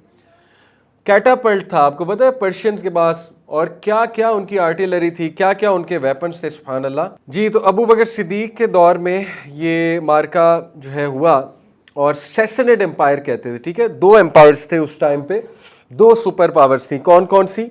नंबर 1 सैसनेड एम्पायर, और number 2 Roman empire. This is the Sassanid empire. मैं ज़रा आपको जूम करके दिखाता हूँ, ये ज़रा मैप्स को समझ लें, ठीक है। मैप भी ज़रा आपको आना चाहिए। ये नीचे जो है देखिए मदीना है, दिस इज़ मदीना, और ये जो ऊपर आपको सारा ये जो रेड बाउंड्री लाइन आपको सारी नज़र आ रही है, ये सैसनेड एम्पायर है, ठीक है, पर्शियन एम्पायर। और ये जो लेफ्ट पे आपको नज़र आ रहा है, ये देखिएगा, ये बाइजेंटाइन एम्पायर। बाइजेंटाइन एम्पायर कहते हैं ईस्टर्न रोमन एम्पायर को, ठीक है, eastern Roman empire. Western Roman empire जो है वो इटली, रोम में था, वेस्टर्न रोमन एम्पायर, ठीक है। और ईस्टर्न रोमन एम्पायर कहाँ पे था? कुस्तुनतुनिया, कॉन्स्टेंटिनोपोल, और डमास्कस भी इसका हिस्सा था। सीरिया, कुस्तुनतुनिया, टर्की उस दौर का, और उसके बाद इजिप्ट भी बाइजेंटाइन एम्पायर में शामिल था। बाइजेंटाइन और सैसनिड्स की बहुत जंगें होती थी, और पलड़ा हावी सैसनिड्स का होता था। इसीलिए अक्सर खालिद बिन वलीद को क्या क्रेडिट दिया जाता है? Khalid bin Waleed is the man जिसने 2 सुपर पावर्स को एक महीने में उड़ा दिया था, सैसनेड एंड बाइजेंटाइंस को, ठीक है, एक महीने में उड़ा दिया था। और 7 सेंचुरी से ये दोनों बैठे हुए थे अपनी पावर जमा के, और इनको कोई नहीं हरा पा रहा था। और Arabs were the last to fight with them, मतलब least expected to fight with them. खैर, खालिद का जब किस्सा है, अगर सलान हो तो मैं आपको सुनाऊंगा। तो ये आप देखिए, बाइजेंटाइन एम्पायर, सॉरी सैसनेड एम्पायर में ईरान और इराक आता था उस दौर का, ठीक है, इराक और ईरान, और कुछ शाम का हिस्सा भी आ जाता था। तो ये उसके आपको अलहिरा नज़र आ रहा है। बेबीलोन आपको पता है दुनिया की सबसे पुरानी सिविलाइजेशन है, बाबुल, जिसका तज़किरा कुरान में भी नहीं, हारूत व मारूत का जो किस्सा है, बिबाबिला हारूत व मारूत, सूरह अल बकरा आयत नंबर 102। बाबुल बड़ा तारीखी शहर है। प्रिंस ऑफ पर्शिया गेम आपने सुनी होगी, और बल्कि पूरी एक फेबल है, टेल है, तो वो भी बाबुल के इलाके से, प्रिंस ऑफ पर्शिया। बेबीलोन के गार्डन्स, हैंगिंग गार्डन्स बहुत मशहूर, आपने काफ़ी सुना होगा फोकलोर्स में। तो ये बाबुल का इलाका भी इराक में होता था, और हारूत व मारूत को भी यहीं पे बाबुल के इलाके में नाजिल किया गया था, जहाँ से लोग जादू सीखते थे। ये जो आपको नज़र आ रहा है टेसिफोन, ये कैपिटल था उस वक्त का। यज़गार्ड 3 ये था टाइटल, ये नाम था किसका? किसरा का, ठीक है जी। और द रीज़न ये इलाका बहुत ज़्यादा उस टाइम पे आबाद था, because of which river? Euphrates, सुना होगा आपने, अफरात कहते हैं उर्दू में। 2 रिवर्स दुनिया के बड़े मशहूर थे, कौन से उस दौर में? नील और अफरात। तो यूफ्रेट्स रिवर की वजह से और टिग्रिस रिवर की वजह से ये इलाका बहुत हरियाली वाला, बहुत ग्रीन था, सरसब्ज़ व शादाब, ठीक है। तो ये पूरा जो है, और इसमें बाकायदा आप देखिए कि बल्कि अफ़गानिस्तान का भी कुछ इलाका आ रहा है सैसनेड एम्पायर में। ये देखें काबुल भी ये सैसनेड एम्पायर के अंडर उस वक्त आ रहा है। और ये 2 एम्पायर्स को कोई नहीं छेड़ता था। इंडियन एम्पायर जो है वो बहुत छोटा था उस टाइम, चाइनीज़ थोड़े से पावरफुल थे, अमेरिका तो एग्जिस्ट ही नहीं करता था ना, वो तो आप भूल जाए, अमेरिका तो डिस्कवर ही नहीं हुआ था। वेस्टर्न एम्पायर में से रोमन एम्पायर जो है ना वो तगड़ा था, ठीक है। तो ये उस दौर का मैं अगर आपको दिखाऊं टेसिफोन, कुछ हमें ज़ाहिर है रिक्रिएटेड जो तस्वीर मिलती हैं। सबसे पहले तो ये देखिए, ये वो जो कैसल फतह किया था साद बिन नबी वक्कास तलान्हु ने, ये उसके बकाया जात हैं। और ये बाकायदा आप देखिए, मेरे ख्याल 300 फुट का कैसल था तकरीबन। और वो क्या मंज़र होगा जब साद बिन नबी वक्कास के साथ सलमान अल फ़ारसी हैं, और वो दोनों एंटर हो रहे हैं इस कैसल में। और उस टाइम तो ये क्या चीज़ होगी, अभी मैं आपको इसकी रिक्रिएटेड इमेज दिखाता हूँ। देखें, आज हम इन चीज़ों को देखते हैं, हम फैसिनेट होते हैं, हालांकि हम आजकल 3 स्टोरी बिल्डिंग, 4 स्टोरी बिल्डिंग्स के आदी हो चुके हैं, हम बड़ी बड़ी बिल्डिंग्स के आदी हो चुके हैं। आप सोचें, अरब्स ने आज तक 3 स्टोरी बिल्डिंग नहीं देखी थी, मतलब थी नहीं। वो उन्होंने जब ये चीज़ देखी होगी, उन्होंने जब थ्रोन देखा होगा किसरा का, उन्होंने जो जब उस हॉल में एंटर हुए होंगे, द ग्रैंड हॉल, वहाँ के कारपेट्स देखे होंगे, तो क्या तासुरात होंगे उनके। ठीक है, ये देखिए, ये रिक्रिएट कुछ किया है, ये तो है ना ओरिजिनल, ये इन्होंने रिक्रिएट किया कि उस टाइम पे ऐसा दिखता होगा। तो दिस इज़ अमेजिंग। जो इसमें आर्ट आपको नज़र आ रही, पर्शियन आर्ट बहुत फेमस है। ठीक है, फिर ये इमेजेस और जो वहाँ पे मार्बल टाइलिंग और कैलीग्राफी वट जो भी आपको नज़र आ रहा है, आर्किटेक्चर जो इनका नज़र आ रहा है, तो this must be something amazing. ठीक है, इसी तरह ये इन्होंने रिक्रिएट किया कि उस टाइम पे ऐसा दिखता होगा, यानी ये बाहर एक पूरा वो फाउंटेन और उसके साथ बहुत ज़्यादा ग्रीनरी, और फिर ये जो है वो किसरा का पैलेस। इसी तरह ये एक इमेज जो है इन्होंने क्रिएट की। तो बहरहाल this was the castle which was conquered by Muslim, Saad bin Abi Waqqas. वो वाक़या भी आगे चल के इंशाल्लाह मैं आपको मज़ीद बताता हूँ। Anyway, coming to battle of Qadisiyyah, Sassanid empire का मैंने आपको बताया। तो ये बड़ा तगड़ा एम्पायर था, ये सुपर पावर थी, लेकिन ये कि अबू बकर सिद्दीक ने फ़ायदा इस बात का उठाया कि it was going through political instability, frequent changes in leadership, और बहुत ज़्यादा ये थक गए थे बाइजेंटाइन्स के साथ लड़ के। तो उस बात का फ़ायदा उठाया अबू बकर सिद्दीक ने और साद बिन नबी वकास को कमांडर इन चीफ बनाकर भेजा। और ये किस तारीख में हुआ? 636 CE, 636 to 637 Christian era. AD की बजाय हम CE लिखते हैं। ठीक है, location Qadisiyyah near the modern day city of Hilla, Iraq, close to the Euphrates river. Muslim army तकरीबन 30,000 और camped on the edge of the desert for tactical advantage, और पर्शियन आर्मी तकरीबन 1 लाख से 1,20,000। रुस्तम का नाम आपने अक्सर सुना होगा, रुस्तम उनका कमांडर इन चीफ था, और रुस्तम के साथ बड़ा ज़बरदस्त डायलॉग भी है इन सहाबी का। ये सहाबी जो है आसिम इब्न अमर अल तमीमी, इन्हीं का गालिबन वाक़या आता है कि इनको साद बिन नबी वक्कास ने एम्बेसडर बनाकर भेजा था रुस्तम की तरफ से। तो रुस्तम ने पूछा था why have you come here, यानी वजह जाननी चाहिए कि तुम अरब्स यहाँ क्यों आए हो, क्या करने आए हो। तो उन्होंने बड़ा ज़बरदस्त जवाब दिया था। उन्होंने कहा था कि हम यहाँ आए हैं कि तुम्हारे रूल से, तुम्हारे अनजस्ट रूल से लोगों को निकालें और अल्लाह की रूलरशिप के अंडर लेकर आएँ, अल्लाह की इबादत के अंडर लेकर आएँ। तो ये उनका जवाब था। और मुख्तलिफ इसमें वाक़यात आते हैं। एक वाक़या आता है कि ये इनका कलर ब्लैक था और इनके मोटे मोटे लिप्स थे, यानी कि अपीयरेंस वाइज जो है ये इस तरह के थे, और इनके हाथ में नेज़ा था। तो जब ये रुस्तम की तरफ जा रहे थे, उसके टेंट में एंटर हुए तो बहुत महंगा कारपेट था, तो वहाँ पे यूँ नेज़ा मारते हुए दाखिल हुए टेंट कारपेट पे। तो लोग बड़ा हैरान हुए, ये कौन शख्स है जो इतनी बदतमीज़ी से आगे आ रहा है।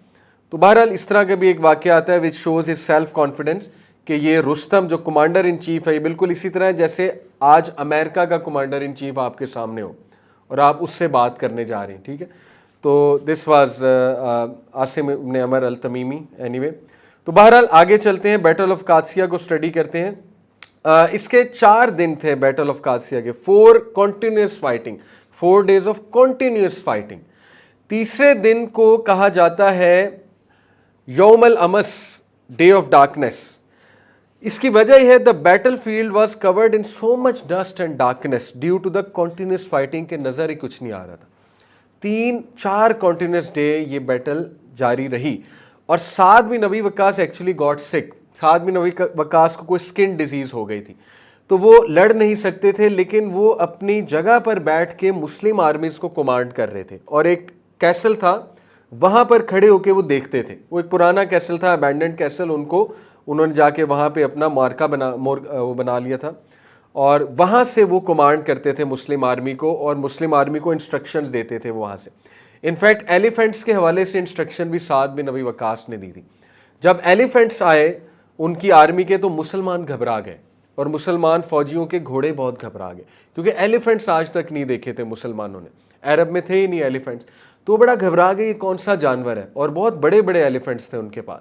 तो साद बिन नबी वक्कास ने मुसलमानों को मशवरा ये दिया कि शूट देयर आई, क्योंकि साद बिन वक्कास ने देखा कि एलिफेंट की स्किन बहुत तगड़ी है, वो शूट करेंगे आप एरो, नेज़े भी मारेंगे, कोई फ़र्क नहीं पड़ेगा एलिफेंट को, और फिर वो आर्मर्ड भी था एलिफेंट बहुत ज़्यादा। तो साद बिन वक्कास ने कहा कि इनकी आइज़ को शूट करो। अब देखें, एलिफेंट की आई को निशाना बनाना ये कोई छोटी बात है, यानी एलिफेंट की आई इतनी सी होती है या इतनी होगी, तो उसको निशाना बनाने के लिए there must be very skilled archers, और ऐसा ही हुआ। मुसलमानों ने उनकी आई को टारगेट किया और इसमें कामयाब हुए। इकबाल का एक शेर आपने सुना होगा, दश्त तो दश्त सहरा भी ना छोड़े हमने, बहरे ज़ुल्मात में दौड़ा दिए घोड़े हमने। ये एक्चुअली कहा जाता है कि बैटल ऑफ कादसिया के बारे में।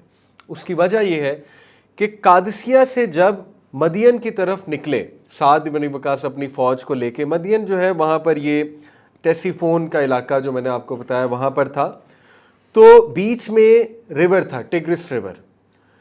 तो किया क्या पर्शियन आर्मी ने कि ब्रिज को काट दिया, ब्रिज को गिरा दिया, कोलैप्स कर दिया, और वो बड़ा खुश थे दूसरी साइड पे कि अब मुसलमान क्रॉस नहीं कर सकेंगे। लेकिन to their utter shock and disbelief, ये सही वाकया है, मिरेकल है, to their utter shock and disbelief Saad bin Abi Waqas ने मुस्लिम फौजियों का कि कूद जाओ, देखी जाएगी।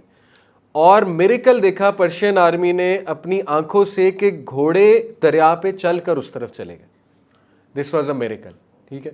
इब्ने कसीर भी इस मिरेकल को मेंशन करते हैं, और तबरी, इमाम तबरी जो बहुत बड़े मौर्रिख हैं, वो भी इस मिरेकल को मेंशन करते हैं कि घोड़े लिटरली रिवर पे चल के आगे चले गए और उनमें से कोई नहीं डूबा।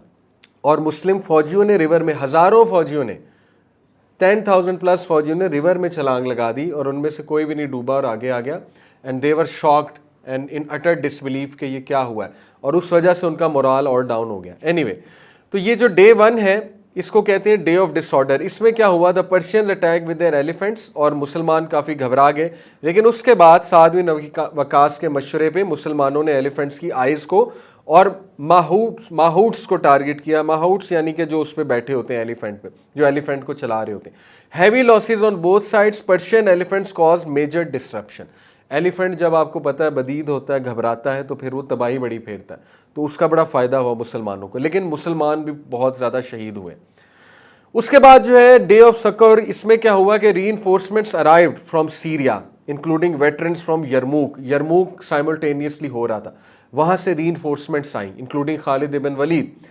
मुसलमान regrouped and launch counter attacks, some elephants were injured और किल्ड, रिड्यूसिंग पर्शियन एडवांटेज। तीसरा डे जो था डे ऑफ डार्कनेस, मैंने आपको बताया कि उसमें डार्कनेस थी, हर जगह डस्ट थी, नज़र ही कुछ नहीं आ रहा था। उसमें की मोमेंट क्या था कि Muslim warriors took out the remaining elephants, equalising the battlefield. उसके बाद by evening both sides were exhausted but the Persian army showed signs of weakening morale. उनका मोराल बहुत वीक हो रहा था। इसके पीछे पूरी स्ट्रेटजीज थी, वो भी मैं आपको बताता हूँ। उसके बाद चौथा है यौमल Qadisiyyah, a fierce final assault led by Saad's forces. Rustam the Persian commander was killed. Rustam को मारा हिलाल इब्ने उलफ़ा ने, ये एक सहाबी थे, अभी मैं इनका तस्करा करता हूँ। With their leader gone, Persians collapsed in disarray and fled. और उसके बाद मुसलमान दे मार्च टुवर्ड्स मदाइन, जिसको टेसीफोन भी कहते हैं।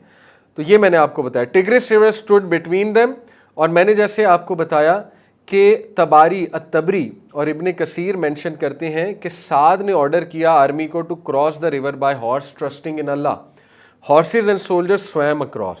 Miraculously, no soldier drowned and their armor and weapons stayed intact. ठीक है जी। उसके बाद आगे अगर मैं आपको बताऊं कुछ सहाबा का जिन्होंने बड़ा की रोल प्ले किया कादसिया में, you should know their names. Saad bin Abi Waqqas तो कमांडर हैं ऑब्वियसली। उसके बाद अल काका का नाम आपने सुना होगा, जिनको रीइंफोर्समेंट के लिए भेजा था अबू बकर सिद्दीक ने। और अबू बकर सिद्दीक ने क्या कहा था लेटर में कि मैं एक ऐसा शख्स भेज रहा हूँ जो कितनों के बराबर है, 12,000 फौजियों के बराबर है। ठीक है, तो ही इज़ काका। काका का जो है वो बेसिकली उनका भी क्या इस में रोल था। एक तो वो बहुत ज़्यादा मोराल बूस्ट करने वाले थे, he was very well versed. वो मुसलमानों का मोराल बूस्ट करते थे और उसके बाद दुश्मन को तड़ियाँ लगाते थे। उन्होंने क्या किया, he divided his troops into small batches and sent them in one group at a time, creating the illusion of a massive continuous stream of reinforcement, जिससे पर्शियंस घबरा गए, इंटिमिडेट हो गए। ये एक स्ट्रैटेजी होती थी कि बजाय के रीइंफोर्समेंट सारे इकट्ठे आके अटैक कर दें, 100 में डिवाइड करते हैं और एक इधर से आए, एक पीछे से आए, एक लेफ्ट से आए, एक राइट से आए, वगैरह वगैरह, ताकि दुश्मन को लगे कि पता नहीं कितने रीइंफोर्समेंट्स हैं इनके पास। तो ये उनकी स्ट्रैटेजी थी काका की। उसके बाद आसिम अल अमर अल तमीमी का मैंने आपको बताया, जो कि काका के भाई थे और उनका भी बहुत रोल है। उन्होंने तीर अंदाजी भी की और आइज़ को अटैक किया, एलिफेंट राइडर्स को अटैक किया। और उन्होंने जो मुकालमा भी किया मैंने अब तक रुस्तम के साथ। उसके बाद सलमान अल फ़ारसी का बड़ा रोल है। सलमान अल फ़ारसी जो है ऑल्दो ओल्ड थे मैंने आपको बताया, लेकिन उनको पर्शिया के बारे में बहुत अच्छे से पता था, तो उनकी गाइडेंस ने बड़ा हेल्प किया। उसके बाद हिलाल इब्न उल्लफ़ा, ये कौन थे? ये भी एक सहाबी हैं जिन्होंने रुस्तम को कत्ल किया था। और फिर हुज़ैफ़ा इब्न यमान का आपको पता है, अक्सर मैंने उनका नाम लिया है। हुज़ैफ़ा इब्न यमान वाज देयर एज़ वेल, और हुज़ैफ़ा ने मुसलमानों को याद कराया था, क्योंकि जब मुसलमानों ने माले गनीमत देखा तो आज तक मुसलमानों ने इतना माले गनीमत नहीं देखा था, क्योंकि आप सुपर पावर को कॉन्कर कर रहे हैं। गोल्ड इतना ज़्यादा था, तो हुज़ैफ़ा ने उस वक्त जो है वो मुसलमानों को याद कराया, you are not conquering lands for gold but to bring people from the worship of creation to the worship of the creator. यानी आप देखें कि सहाबा की गाइडेंस मौजूद थी वहाँ पे। इसका मतलब है कि इल्म वालों का होना भी ज़रूरी है। सहाबा ऑलराउंडर्स थे। उसके बाद जो है ज़ोहरा इब्न हविया, ये मैसेंजर टू मदीना थे। He was chosen to deliver the glad tidings and the treasure of Kisra to Umar al Khattab. असल में ये जो पर्शिया है ये 2 बार कॉन्कर हुआ है, एक बार इराक़ का इलाका, और सेकंड जो है वो हज़रत उमर अल खत्ताब के दौर में ईरान जब कॉन्कर हुआ था, ईरान का कुछ इलाका, तो तब खालिद इब्न वलीद भी उसमें शामिल थे। और फिर जब ये बड़ा मशहूर वाक़या है ना, जब किसरा का ताज और क्राउन आया तो वो किसे पहनाया गया? वो एक शख्स था सुराका बिन मालिक, जो अल्लाह के नबी सल्लल्लाहु अलैहि वसल्लम अबू बकर सिद्दीक़ का पीछा कर रहा था जब वो हिजरत कर रहे थे। तो उसका घोड़ा जो है वो दबक गया, 3 बार उसके घोड़े ने उसे गिराया, तो वो समझ गया ये कोई नेक लोग हैं, तो फिर उसने पीछा करना छोड़ दिया। हिजरत के मौके पे कुरैश ने भेजा था ना पीछा करने के लिए। तो फिर अबू बकर सिद्दीक़ उसके करीब आए। जब अबू बकर सिद्दीक़ ने देखा तो उसको कहा कि नबी सल्लल्लाहु अलैहि वसल्लम तुम्हें एक बशारत दे रहे हैं। वो बशारत ये है कि क्या तुम किसरा का क्राउन और किसरा का ताज पहनना चाहोगे और उसके कपड़े पहनना चाहोगे और उसके बैंगल्स पहनना चाहोगे? तो वो हंसा, उसने कहा कि किसरा का? तो अबू बकर सिद्दीक़ मुस्कुरा के कहा जी, ये नबी सल्लल्लाहु अलैहि वसल्लम तुम्हें बशारत दे रहे हैं। उसने कहा वाई नॉट। एनीवे, उसके बाद वो इस्लाम उसने कबूल किया मदीना में, और उमर ख़त्ताब के दौर में हज़रत उमर ने कहा कि उस शख्स को बुलाओ, और जब उसे बुलाया गया तो फिर उसको ये पहनाया गया, और फिर सब रोने लगे कि नबी वसल्लम की ये पेशन गोई थी। तब तो किसी ने इमेजिन भी नहीं किया था, ठीक है, लेकिन आज देखें नबी वसल्लम की पेशन गोई जो है वो कबूल हो रही है। तो बहरहाल मैं आपको बताना ही चाह रहा हूँ कि देखें, this must be a great scene कि हम इमेजिन भी नहीं कर सकते कि जब साद बिन अबी वक्कास जो है और सलमान अल फ़ारसी यहाँ पर एंटर हो रहे होंगे तो उनके क्या जज्बात होंगे, क्योंकि वो शुरू से इस्लाम को देखते आ रहे हैं ना। उन्होंने हज़रत बिलाल को देखा, उन्होंने ग़ुलामों को देखा जो ग़ुलाम थे इस्लाम कबूल करते, उन्होंने मारें खाई हैं, और वो नबी वसल्लम के तब बातें सुनते थे कि क्या तुम कैसर और किसरा तुम जो है वो नहीं चाहते कि शाम को फ़तह कर लो, क्या तुम नहीं चाहते फ़ारिस को फ़तह कर लो? तो तब यही लोग ईमान लाने वाले थे, लेकिन अब ये अपनी आंखों से देख रहे हैं। और उसके बाद बड़ा मशहूर वाक़या है कि जब वो उस हॉल में एंटर हुए, द ग्रेट हॉल, जहाँ पे ह्यूज थ्रोन था किसरा का, और वो थ्रोन में जूल्स लगे होते थे, डायमंड्स और जूल्स और सोना। और उसके बाद उन्होंने जब सोना देखा, जब कारपेट्स देखे वहाँ के, तो सबसे पहला अनकॉन्शियस अमल क्या था? अजान दी। सबसे पहले अजान दी। हालांकि अजान का टाइम नहीं था, लेकिन अजान दी इसलिए कि इस जगह सबसे पहले अल्लाह का नाम लिया जाए। सबसे पहले अजान दी उसके बाद 8 रकत कॉन्टीन्यूस पढ़े। ये उनका इज्तिहाद होगा मे बी, यानी उसके बगैर, तस्लीम के बगैर 8 रकत कॉन्टीन्यूस पढ़े और लंबे लंबे सजदे किए, और अल्लाह का बड़ा शुक्र अदा किया कि अल्लाह ताला आज हमें ये दिन दिखा रहा है जो हमने कभी इमेजिन भी नहीं किया था। सुभान अल्लाह। सो ये उनका जो है वो रिएक्शन था। सो ये इनका ग्रेटेस्ट जो है वो मार्का है। ठीक है जी, तो आगे बस चलते हैं, जस्ट कंक्लूड करते हैं। उसके बाद साद बिन अबी वक्कास को गवर्नरशिप मिली इराक़ की, और he was a great governor, but Iraq के जो लोग हैं बड़े शरारती थे। कूफा का नाम आपने काफ़ी सुना हुआ है, तो ये वही लोग हैं जो हज़रत हुसैन को लेटर भी जिन्होंने झूठ बोला था कि आए हम आपको सपोर्ट करेंगे, और इमाम हुसैन गए इन ऑल हिज ऑनेस्टी, और इमाम Hussain went in all his passion for दीन। लेकिन उसके बाद आपको पता है इन लोगों ने क्या किया, ये करबला के लोगों ने। तो एनीवे, द करबला ट्रेजिडी। तो इसी तरह ये लोगों ने क्या किया कि इनको ना असल में आदत नहीं थी किसी भी हुक्मरान की। ये बड़े चल्लाक और बड़े आप कह लीजिए कि साजिशी लोग थे। तो इन्होंने क्या किया कि साद की भी शिकायतें लगाना शुरू की उमर सलानों को, और बड़े इल्ज़ामात लगाए साद के ऊपर। यानी इन्होंने इस तरह के इल्ज़ामात लगाए कि साद जो है ना वो सारी चीज़ें उसने खुद ले ली हैं और लोगों के साथ जस्टिस नहीं करता। यहाँ तक इल्ज़ाम लगा दिया कि साद को नमाज नहीं पढ़नी आती, साद बिन वक्कास को नमाज नहीं पढ़नी आती, यहाँ तक इल्ज़ाम लगा दिया। तो इस बात पे जब हज़रत उमर ने ये शिकायत सुनी तो हज़रत उमर ने साद रज़ियल्लाहु अन्हु को बुलाया और हज़रत उमर रज़ियल्लाहु अन्हु ने साद के सामने एक एक शिकायत रखी कि तुम्हारे बारे में ये भी कहा, ये भी कहा, ये भी कहा। तो वो एक एक शिकायत का जवाब देते गए और उनके पास बड़े सॉलिड जवाब थे। और उमर सल्लल्लाहु अलैहि वसल्लम ने कहा कि मुझे पता था कि ये इल्ज़ामात हैं, लेकिन मैं तुम्हारे मुंह से बस सुनना चाहता था। उसके बाद उमर सल्लल्लाहु अलैहि वसल्लम ने कहा कि ठीक है, आप वापस जाइए। लेकिन साद सल्लल्लाहु अलैहि वसल्लम की एक रिस्पेक्ट थी। साद सल्लल्लाहु अलैहि वसल्लम ने यहाँ पे कहा कि नहीं, अब मुझे ज़ेब नहीं देता कि मैं उस इलाके का गवर्नर बनूँ जिस इलाके के लोग मेरे बारे में कह रहे हैं कि मुझे नमाज नहीं पढ़नी आती। तो साद सल्लल्लाहु अलैहि वसल्लम ने कहा कि अब मैं वहाँ नहीं जा सकता। तो हज़रत उमर अंडरस्टूड। उसके बाद साद सल्लल्लाहु अलैहि वसल्लम ने गिव अप कर दी गवर्नरशिप और 35 साल, अगले 35 साल ज़िंदगी के, 83 साल इनकी उम्र थी जब इनकी डेथ हुई, ज़िंदगी के अगले 35 साल मदीना में गुजारे। और मदीना में इन्होंने गुमनाम ज़िंदगी गुजारी, थोड़ा सा मदीना के आउटस्कर्ट्स पे। आज अगर आप मदीना में जाएँ ना तो साद बिन अबी वक्कास का पूरा वो एक घर वो अभी तक प्रिजर्व्ड है, उसका कुछ इलाका, और वो आपको दिखाते हैं कि दिस इज़ वेयर साद सल्लल्लाहु अलैहि lived for the rest of his life.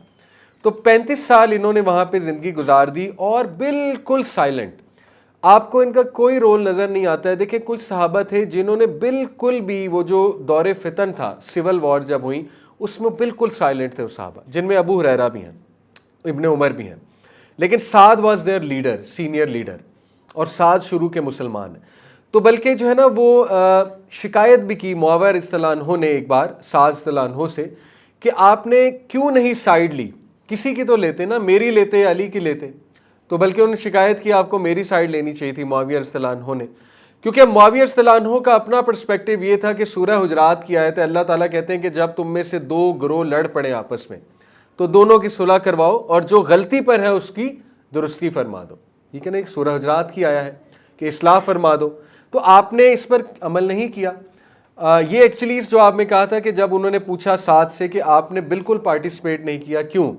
क्योंकि साद इस लेवल पर इस वाक़े से अलहदा हो गए थे कि उन्होंने अपने बेटों को कहा था मुझे कोई न्यूज़ भी ना देना आके कि क्या हो रहा है, कौन क्या कर रहा है, मुझे कुछ ना बताना। तो इस बात पे जो है ना मुआविया रज़ियल्लाहु अन्हु ने शिकायत की। तो इसके जवाब में साद रज़ियल्लाहु अन्हु ने बड़ा बोल्ड जवाब दिया। हालांकि मुआविया रज़ियल्लाहु अन्हु उस टाइम पे खलीफा थे, ये मुआविया रज़ियल्लाहु अन्हु खिलाफत के दौर की बात है। तो साद रज़ियल्लाहु अन्हु ने बड़ा निडर और बोल्ड जवाब दिया। उन्होंने कहा कि मैंने देखा कि एक तूफ़ान है, एक सैंड स्टॉर्म है, यानी दौरे फितन को सैंड स्टॉर्म कह रहे हैं, और मैंने जब सैंड स्टॉर्म को देखा तो मैंने इससे नफ़रत का इजहार किया और मैंने कहा कि ये बस मुझसे दूर हो जाए। तो मुआविया रज़ियल्लाहु अन्हु ने इस बात का बड़ा माइंड किया। उन्होंने कहा कि मैंने तो कुरान में ऐसा कहीं नहीं पढ़ा कि अगर आप दौरे फितन देखो या आप सैंड स्टॉर्म देखो तो उससे नफ़रत का इजहार करो। मैंने तो ये पढ़ा है कि अल्लाह कहता है कि जब दो गिरोह लड़ पड़े, सूरह हुजरात की आयत कोट की, तो तुम एक का साथ दो और जो हक पर है उसका साथ दो, जो हक पर नहीं है उसकी इस्लाह फरमा दो। तो इस बात पर फिर साद रज़ियल्लाहु अन्हु ने जो है ना वो बड़ा एक और बोल्ड जवाब दिया। साद रज़ियल्लाहु अन्हु ने मुआविया रज़ियल्लाहु अन्हु को कहा कि क्या तू चाहता था कि मैं तेरी साइड लूँ और उस शख्स के ख़िलाफ़ जाऊँ जिस शख्स के बारे में नबी सल्लल्लाहु अलैहि वसल्लम ने कहा कि Ali is like Harun to me. अल्लाहु अकबर, Ali is like Harun to me, जैसे हारून मूसा के लिए था वैसे अली मेरे लिए है। और कहा अगर मैं किसी की साइड लेता तो अली की साइड लेता। यानी देखें कितना बोल्ड जवाब है साद रज़ियल्लाहु अन्हु का। अब अहले सुन्नह वल जमा का यही अकीदा है कि अली रज़ियल्लाहु अन्हु हक पे थे, ठीक है, क्लियर। लेकिन दूसरी साइड, एक्सट्रीम साइड के मुआविया रज़ियल्लाहु अन्हु को बुरा भला कहना, उन पे गालम गलोच करना, वो भी एक्सट्रीम है। और इसके बारे में बाकायदा आपको पता है साद रज़ियल्लाहु अन्हु मुस्तजाबुल दुआ थे। मुस्तजाबुल दुआ से मुराद इसकी दुआ कबूल होती थी क्योंकि अल्लाह के नबी ने उन्हें दुआ दी थी कि जो ये दुआ करे अल्लाह कबूल फरमाना। तो आपको पता है कि एक बार एक शख्स ज़ुबैर और अली को कर्ज कर रहा था, दोनों को। अब ज़ुबैर और अली आपस में कौन थे? लेटर ऑन ओपोनेंट्स थे। ज़ुबैर रज़ियल्लाहु अन्हु बहुत ज़्यादा ओपोनेंट हो गए थे अली रज़ियल्लाहु अन्हु के, यहाँ तक कि आपको पता ना तलवार ले आए थे सामने ज़ुबैर रज़ियल्लाहु अन्हु हज़रत अली के, यानी मारने लगे थे। इस लेवल पे फ़ाइट हो गई थी, जंग जमल जो है। तो ईयर्स लेटर ऑन, इस वाक़े के बाद, इस सैड इंसिडेंट के बाद, साद सल्लल्लाहु अलैहि वसल्लम ने एक शख्स को, अली रज़ियल्लाहु अन्हु को और ज़ुबैर रज़ियल्लाहु अन्हु को कर्ज करते देखा।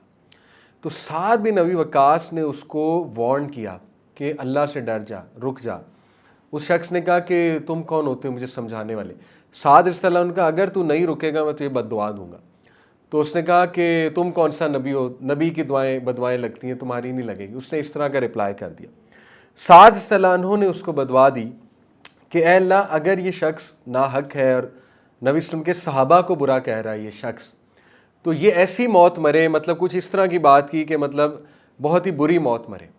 और उसके बाद जो है वो सहाबा कहते हैं हमने ख़ुद अपनी आंखों से देखा कि एक कैमल बदीद हो गया, बहुत बड़ा सा कैमल था, और वो कैमल सीधा उसकी तरफ आया, उसने उसको अपने पाँव के तले कुचल दिया, यानी पाँव मार मार के उस शख्स को मार दिया। कहते हैं हमने अपनी आंखों से उस शख्स की डेथ ऐसे देखी। साबित हुआ कि साद रज़ियल्लाहु अन्हु ने उसको कहा कि तू अल्लाह के नबी के सहाबा को बुरा भला कहता है, यानी अल्लाह से डर जा। आज भी आप देखें जो अल्लाह के नबी के सहाबा को बुरा कहेगा, चाहे वो मुआविया रज़ियल्लाहु अन्हु हो, चाहे वो अबू सुफियान हो, कोई भी सहाबी हो, तो फिर उसका भी यही अंजाम होगा, रेस्ट एश्योर्ड। तो फिर वो अल्लाह से दुश्मनी ले रहा है, ये आप अंदाज़ा लगा लें। क्योंकि हदीस है, हदीस कुदसी, अल्लाह कहते हैं जिसने मेरे वली से दुश्मनी ली उसने मुझसे दुश्मनी ली। और तमाम सहाबा अल्लाह के वली थे, इसमें कोई दूसरी राय नहीं है। हैविंग सेड इट, ये हमारा अकीदा है कि हमें ये पता होना चाहिए कि हक पर कौन था। उसके बाद लास्टली कुछ अहदीस इनसे जो नरेटेड है, by the way he died in 55 Hijri, I think 55 हिजरी में गालिबन इनकी डेथ हुई है, 56 हिजरी में, और ही इज़ बरीड इन बकी, जन्नतुल बकी। जब आप जाते हैं तो साद बिन अबी वक्कास भी वहीं पे दफन है। तो इनसे 130 अहदीस जो है वो मरवी हैं, क्योंकि शुरू से हैं नबी वसल्लम के साथ, इन्होंने काफ़ी अहदीस नरेट करवाई हैं। कुछ अहदीस मैं आपके सामने रखता हूँ, बड़ी ज़बरदस्त, ईमान अफरोज़। एक हदीस जो है वो कॉन्केस्ट ऑफ मक्का के मौके पर है कि कॉन्केस्ट ऑफ मक्का पे ही फेल सीवियरली इल, साद बिन अबी वक्कास हो, तो इन्हें डर था वहाँ पर फौत ना हो जाए, कॉन्केस्ट ऑफ मक्का की बात। तो इन्होंने नबी सल्लल्लाहु अलैहि वसल्लम से कहा या रसूलल्लाह मेरे लिए दुआ फरमा दे, मैं यहाँ फौत ना हो जाऊँ। सहाबा एक्चुअली घबराते थे मक्का में फ़ौत होने से। उसकी वजह यह कि मक्का को वो कंसिडर करते थे जहाँ से वो हिजरत कर चुके, तो वो नहीं चाहते थे कि उनकी डेथ मक्का में हो, वो चाहते थे उनकी डेथ वहाँ पे हो जहाँ वो हिजरत कर चुके हैं, मदीना, क्योंकि उनको सवाब मिले हिजरत का, ये उनकी नीयत होती थी। तो वो कहते हैं कि अल्लाह के नबी सल्लल्लाहु अलैहि वसल्लम ने मेरे सीने पर हाथ रखा और कहा ए अल्लाह, ओ अल्लाह गिव हिम शिफा, ओ अल्लाह गिव साद शिफा, 3 बार कहा। और साद बिन वक्कास कहते हैं कि आज तक मरते दम तक मैं उस हाथ की ठंडक को महसूस करता हूँ। सुभान अल्लाह, यानी क्या खुश नसीब थे साहबा जिनको अल्लाह के नबी सल्लल्लाहु अलैहि वसल्लम ने टच किया, हग किया और साथ वक्त गुजारा। तो साथ कहते हैं कि मैं अल्लाह के नबी की ठंडक, हाथ की ठंडक आज तक महसूस करता हूँ अपने सीने में।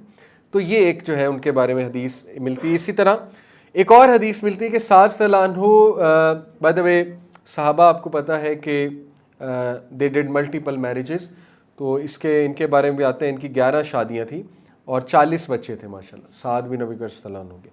तो इनकी जब बिल्कुल शुरू की बात है, इनकी एक बेटी थी सिर्फ। तो इन्होंने अल्लाह के नबी सल्लल्लाहु अलैहि वसल्लम से दरियाफ़्त किया कि या रसूलल्लाह मेरी सिर्फ एक बेटी है, तो मेरे पास वेल्थ बहुत है। इनके पास बहुत वेल्थ थी लेकिन ये शो ऑफ नहीं करते थे। तो आप मुझे बताइए कि क्या मैं अपनी सारी वेल्थ चैरिटी कर दूँ? तो अल्लाह के नबी ने कहा नहीं। इन्होंने कहा अच्छा व्हाट अबाउट 2/3? अल्लाह के नबी ने कहा नहीं। What about half? अल्लाह के नबी ने कहा नहीं। अल्लाह के नबी ने कहा अगर तुम चैरिटी करना चाहते हो तो 1/3। इससे साबित ही होता है कि जब आपकी औलाद मौजूद है तो ये नाइंसाफ़ी है कि आप सारी वेल्थ चैरिटी में दे दें। औलाद का हक है, इनहेरिटेंस। जायदाद का आग का कॉन्सेप्ट इस्लाम में नहीं है। औलाद जितनी मर्जी नाफरमान हो, जो इनहेरिटेंस है वो औलाद का एक राइट है, बाकी उसकी नाफरमानी की सज़ा अल्लाह ज़रूर देगा।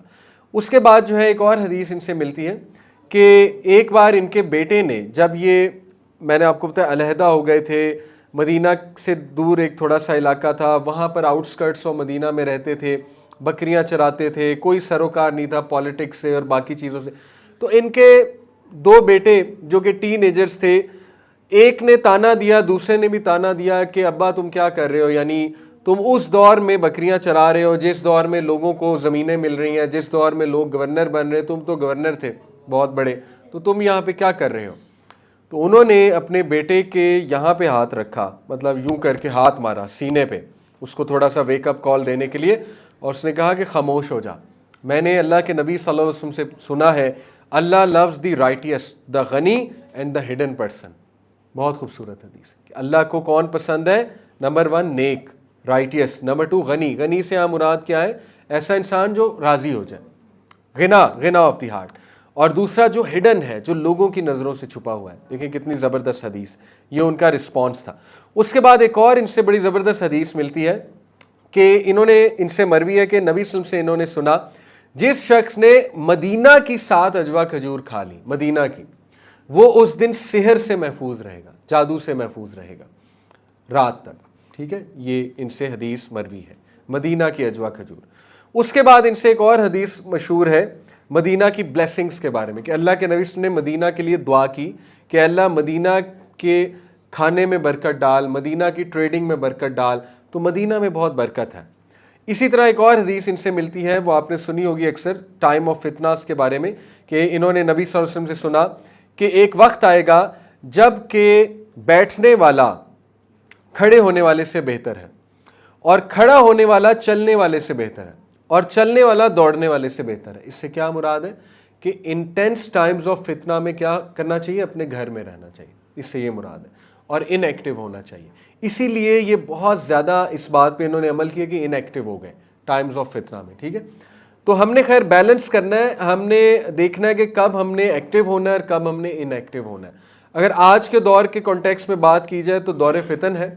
मेरे ख्याल में आज के दौर में बंदे को जो है ना, वो कम से कम ऐसी जगहों पे जाना चाहिए जो ईमान ख़राब करने वाली जगह है। उसके बाद एक और हदीस इनसे मिलती है, बहुत ज़बरदस्त हदीस है। हदीस ये कि ख़वातीन जो है वो नबी सल्लल्लाहु अलैहि वसल्लम से बहुत ओपनली बात करती थी कि अल्लाह के नबी बहुत ज़्यादा सॉफ्ट और बहुत आप कह लीजिए शगुफ्ता मिजाज थे, तो ख़वातीन बहुत ओपनली बात करती थी अल्लाह के नबी से।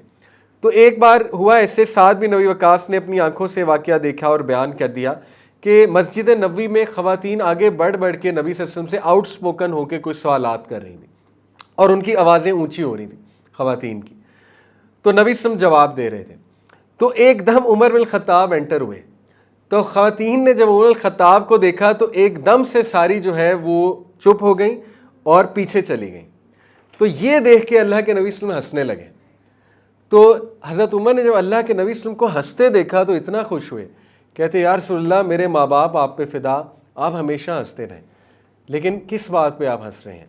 तो फिर नबी सल्लल्लाहु अलैहि वसल्लम ने बयान किया कि उमर देखो, अभी ये औरतें मुझसे इतना ओपनली बात कर रही थी, तुम आए हो तो पीछे चली गई, तुम आए हो तो डर गई हैं। तो उमर ख़त्ताब को बड़ा गुस्सा चढ़ा।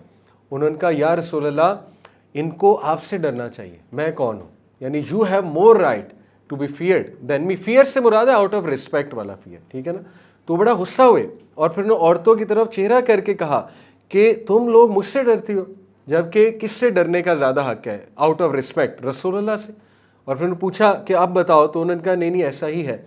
तो नबी सल्लल्लाहु अलैहि वसल्लम जो है ना, वो फिर उमर ने पूछा कि ऐसा क्यों है कि तुम मुझसे ज़्यादा डर गए हो? तो फिर औरतों ने, वो मदीना की औरतें जो है ना, वो बहुत ज़्यादा, अंसारी जो ख़वातीन हैं उनके बारे में आता है कि वो बहुत आउटस्पोकन थी। मैं आपको एक सहाबिया के बारे में बताऊंगा अभी आगे जाके इंशाल्लाह, तो उनके बारे में मशहूर था। तो उन्होंने फ़ौरन जवाब दिया, इसलिए उमर, क्योंकि रसूलुल्लाह बहुत सॉफ्ट है, वो बहुत अच्छे से बात करते हैं, जबकि तुम जो हो वो बहुत सख्त हो, बहुत हार्श हो, तो इसलिए हमने मुनासिब समझा कि अब पीछे हो जाए। तो इस बात पे नबी सल्लल्लाहु और हंसे।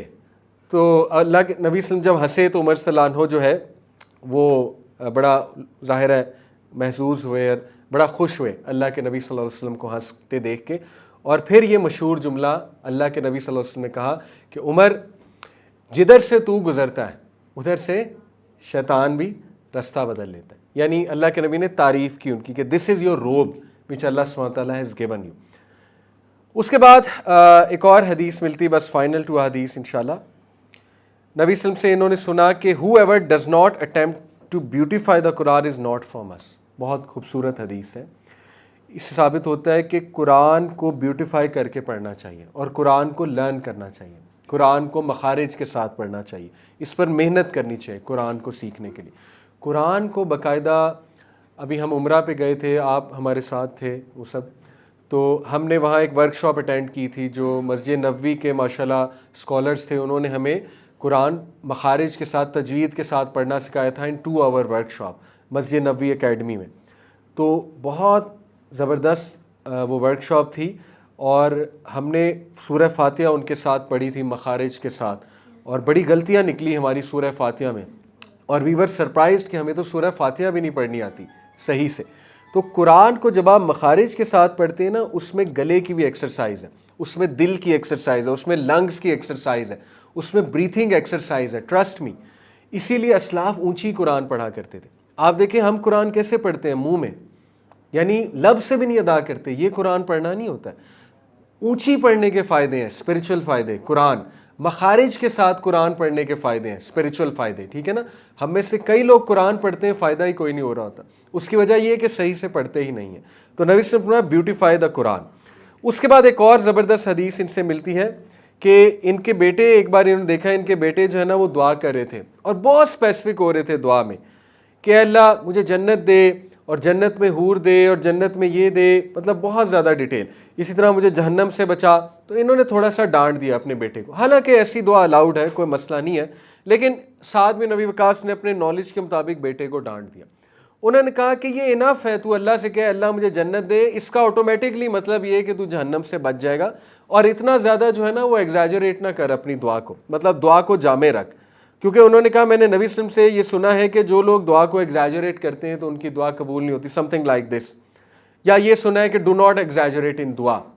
असल में बताने का मकसद था कि डोंट गो रिडिकुलस इन दुआ, ठीक है ना, इतना रिडिकुलस ना हो जाओ दुआ में। जैसे मिसाल के तौर पे ये दुआ कि अल्लाह मुझे जन्नत दे, जन्नत में हूर दे, हूर का नाम लाइबा हो, लाइबा ऐसी हो, उसका कद ये हो, ये रिडिकुलस दुआ है, ठीक है ना। तो ये मुराद थी उनकी कि इस तरह की जो है ना रिडिकुलस बातें ना करो अल्लाह ताला से।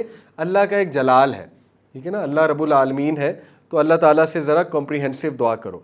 एनीवे ये हर एक का अल्लाह से ताल्लुक़ है, अल्लाह ताला सबकी सुनते हैं। और आखिरी जो इनसे एक बहुत खूबसूरत हदीस मिलती है वो ये है कि इन्होंने एक बार नबी से पूछा कि या रसूल अल्लाह, हम लोग फ़ाइट करते हैं, माले गनीमत आता है, तो क्या उन लोगों का भी हिस्सा है जिन्होंने फ़ाइट नहीं की, जो गुरबा मसाकीन पीछे बैठे हुए हैं, उन्होंने तो किया ही कुछ नहीं, तो फिर क्या उनका भी हिस्सा है? तो अल्लाह के नबी ने बड़ा माइंड किया, उन्होंने कहा कि साद, अल्लाह ताला तुम्हें विक्ट्री देता है उनकी वजह से, सुभान अल्लाह, गुरबा और मसाकीन की वजह से ही तो तुम्हें विक्ट्री मिलती है, उनकी वजह से ही तो तुम्हारी इकॉनमी चलती है, तो उनका क्यों नहीं शेयर। तो बहरहाल this is Saad bin Nabi Waqas तलान्हो the great सहाबी। बहुत से लेसन्स लर्न करने के इनके, कुछ चीज़ें जो इनके हम पूरी सीरत से अखज़ कर सकते हैं वो ये है कि टाइम्स ऑफ फितना में इनका जो रोल है वो बड़ा काबिल गौर है।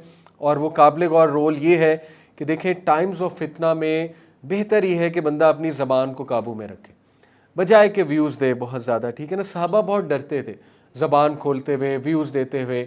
एक तो ये चीज़ बहुत वाज़े आती है, दूसरी सुभान अल्लाह इनके उससे वाज़े होता है कि इन्होंने जो अपनी माँ को जवाब दिया था, यानी इनमें इतनी गैरत थी दीन के लिए, और इन्होंने अपने कैरेक्टर से शो किया कि कुफर की तरफ वापस जाना इनके लिए इतना नाकाबिले कबूल था कि इन्होंने अपनी वालदा को कहा कि माँ अगर तेरे पास 100 जानें भी होती और मेरी नज़रों के सामने तेरी 100 जानें भी चली जाती, फिर भी मैं इस्लाम ना छोड़ता, फिर भी मैं कुफर की तरफ वापस ना जाता। तो this shows his commitment to Islam, और इनका भी कैरेक्टर ऑलराउंडर नज़र आता है। सो दिस इज़ साद बिन रज़ियल्लाहु अन्हु। अल्लाह ताला हमें जन्नत में इनसे भी मिलवाए इंशाल्लाह, और इनकी कंपनी भी अल्लाह ताला हमें दे। बट जितना हम सहाबा के बारे में जानेंगे उतनी सहाबा से मोहब्बत पैदा होगी। सो इंशाल्लाह कीप कमिंग, और हम कैरी ऑन करेंगे इस क्लास को। जज़ाकुमुल्लाह खैर। सुब्हानक अल्लाहुम्मा बिहम्दिका अशहदु अल्ला इलाहा इल्ला अंता अस्तगफिरुका व अतूबु इलैक। वस्सलामु अलैकुम व रहमतुल्लाहि व बरकातुहू।